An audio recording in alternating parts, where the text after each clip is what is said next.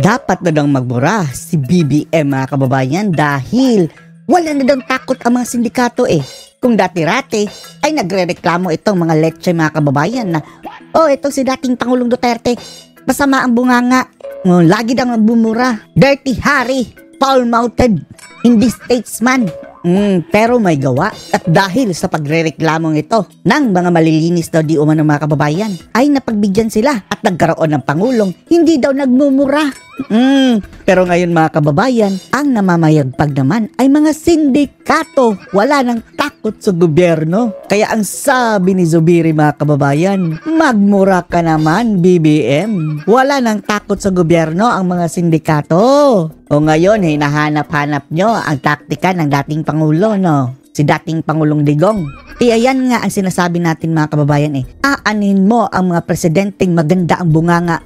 Kuno, pero sablay naman sa trabaho. Hindi natin kailangan ng pari, hindi natin kailangan ng obispo dyan sa pwesto mga kababayan sa pagiging Pangulo. Ang kinakailangan natin ay isang presidente na kung nagmumura man ay minumura ang mga sindikato. Panoorin niyo po. So, di ba binabani yung tariff sa imported rice? Pero, eto kasi mga kababayan, ang topic po ngayon kasi mga kababayan, di ba? Sa obsesyon ni BBM mga kababayan na mapababa ang presyo ng bigas ay binaba niya ang tax mga kababayan ng importation na tinatawag ay tariff, price tarification, na supposedly mga kababayan, ang makokolektang tax galing sa tariff na ito ay mabibigay sa mga magsasaka, matutulungan sila, matutulungan ang gobyerno. Ang ginawa ni BBM para bumaba ang presyo ng bigas ay binaba niya ang tax na makokolekta mga kababayan, tariff galing sa importation para daw mapababa ang presyo, pero hindi po yan nangyari mga kababayan.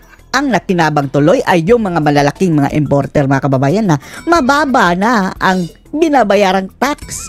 Ang laki ng natipid nila mga kababayan, pero bumababa ang presyohan ng bigas? Hindi! Inulol lang nila si BBM mga kababayan. Ganon pa rin ang presyohan ng bigas. Ang projection nila mga kababayan magiging 35 na daw yung mga premium rice kapag mangyari ito. Pero meron bang 35 na premium rice ngayon? Wala. Taas pa rin ang presyo. Tapos sinasabi nyo nga may kartel pa rin. So, nasaan ang... Ang kawawa tuloy mga kababayan ay yung mga magsasaka na magbe-benefit sana mga kababayan sa babayarang tarif ng mga negosyante, big time importer ng bigas. Problema.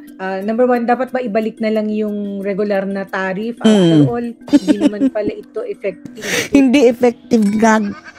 Lower the price and yun, saan nagkukulang sa paghabol sa kartel? Ang nagkulang mga kababayan, yung political will. Kulang na action ng presidente Ang sabi ng Department of Agriculture, wala silang power. Nagtuturuan na sila. O sino ngayon? Ultimately mga kababayan, ang may talagang kamay dyan ay si BBM. Pero paano na yan? Yung mga smuggler mga kababayan na pinagsasabi nilang mga big time smuggler, ay ang sabi ni Roque mismo nakikipag-party sa Malacanang. PCI ang humahabol. Alam mo, ginawa na po natin yung Anti-Smuggling Act, di ba? Useless. Hindi pinatupad mga kababayan. Mayroon nga nahuling mga smuggled na isda, pero puro po isda mga kababayan ang nahuli. Wala pong tao. Pinamigay pa ni BBM bilang regalo dahil smuggled fish. At proud na proud siya mga kababayan na binigyan yung mga tao ng mga smuggled fish na walang sanitary permit. Nakarang taon, siguro implementation na lang niyan. I don't think we need to NIMFA, I don't think we need to create kulang sa implementation. More laws. I don't think NIMFA we need to create amend any more laws. Napakahigpit po ng Anti-Smuggling Act, Agricultural Smuggling Act. Kung titingnan nyo ang batas mga kababayan ng Anti-Smuggling Act, grabe, matatakot ka talaga.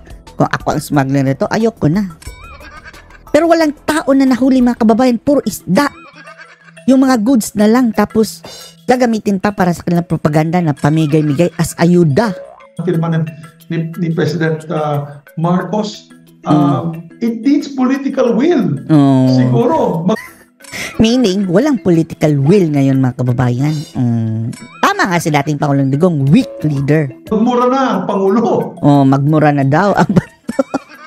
Wala siyang panahon magmura mga kababayan dahil wala nga ginagawa. Pati pagmura mga kababayan, ayaw. Di ba? Magsalita na sa napura. Ikukulong mo kayo. Hindi. ayaw niya mga kababayan. Chill lang. Nung tinanong nga ng media mga kababayan kung anong gagawin mo dito sa mga nagtutulak pa rin ng droga, sabi niya, ay tuloy lang nila ang kanilang mga ginagawa. Recorded po yun sa media mga kababayan ha. Para matakot sila. Wala nang takot nga. Kaya siguro kailangan nang gawin ng Pangulo. Kasi alam ko, puso ng Pangulo nasa taong bayan, lalo sa ating... Hello? Huwag mo kaming ululin, Zubiri. Because he was... Nasa magsasaka ang puso na ng Pangulo. Anong nangyari nung siya ang Department of Agriculture Secretary? Nag-resign nga. Lalong napasama mga kababayan ang sitwasyon ng mga magsasaka. He was Secretary of Agriculture, concurrent Secretary of Agriculture for at least a year. Anong ginawa niya noon? Lakbay ng lakbay. Nagliwaliw sa ibang bansa mga kababayan sa halip na mag-focus ng kanyang trabaho dito. So, nasa puso po niya ang... nasa puso ang pag-party-party. Alikain ng ating mga magsasaka. Ang gusto po ng ating magsasaka, ng ating kababayan na magkaroon po ng murang... For the show lang po iyon mga kababayan, yung adhikain ng mga magsasaka. Never yan siguro mga kababayan nakaranas si BBM na magsaka talaga sa kanyang buhay. Siguro may mga pictorial na isang araw o picture, pero ilang oras lang after pictorial, wala na. Lumaki sa sarap yan si BBM Laki sa layaw mga kababayan, Jeff Rocks. Never yan nakadanas ng hirap.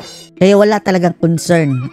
Bigas sa merkado. It needs political will. At this point in time, Nifa, I don't know what else we can do in the Senate and the House of Representatives. Huwag na kayong umasa, mag-antay na lang kayo na bumabayan sa pwesto sa 2028. Tinagyan po natin, heinous crime na po yung agricultural smuggling. Heinous crime. Heinous crime. Pag may mahuli po kayo sa bodega na napakaraming sakong bigas na hindi po gumagalaw at hindi nyo ilalabas, I think the penalty is very stiff penalty. Pero wala pa rin takot ba kababayan ha? Sa likod ng mayroon ng anti-smuggling law. Strict, no? Over 20 years. Ang jail time, fines of billions of ang problema, wala nahuhuli. Pesos or millions, tens of millions of pesos. Napakabigat. Kaya, ang kailangan natin, political will. The president really, this time, has to show the teeth of government. Wow, show the teeth daw mga kababayan. Paano na yan? Ang pinakita, hindi teeth, kundi buntot at sungay mga kababayan.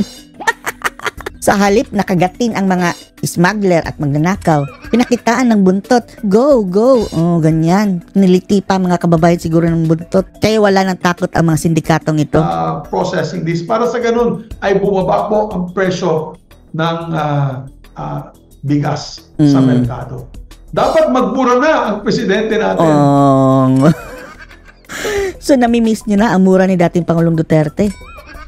Hindi naman nagmumura si dating Pangulong Duterte na walang dahilan Ito ang dahilan mga kababayan. Dahil etong mga sindikatong ito, mga masasamang loob, wala silang ibang alam na lingwahe Kaya nilalabanan ni PRRD mga kababayan ng ngipin sa ngipin. Kayo lang ang tigasin.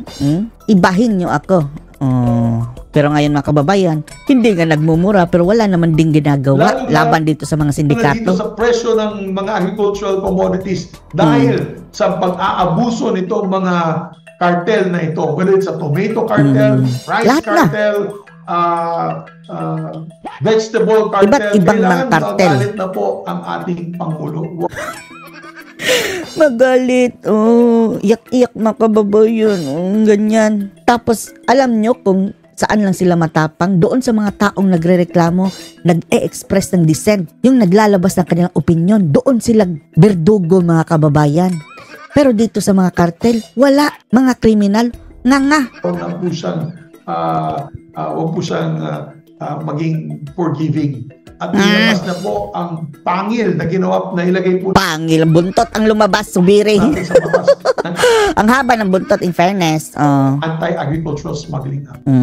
Anong masasabi niyo dito mga kababayan na lumalabas na hindi natakot ang mga sindikato sa gobyerno? Post the comments below.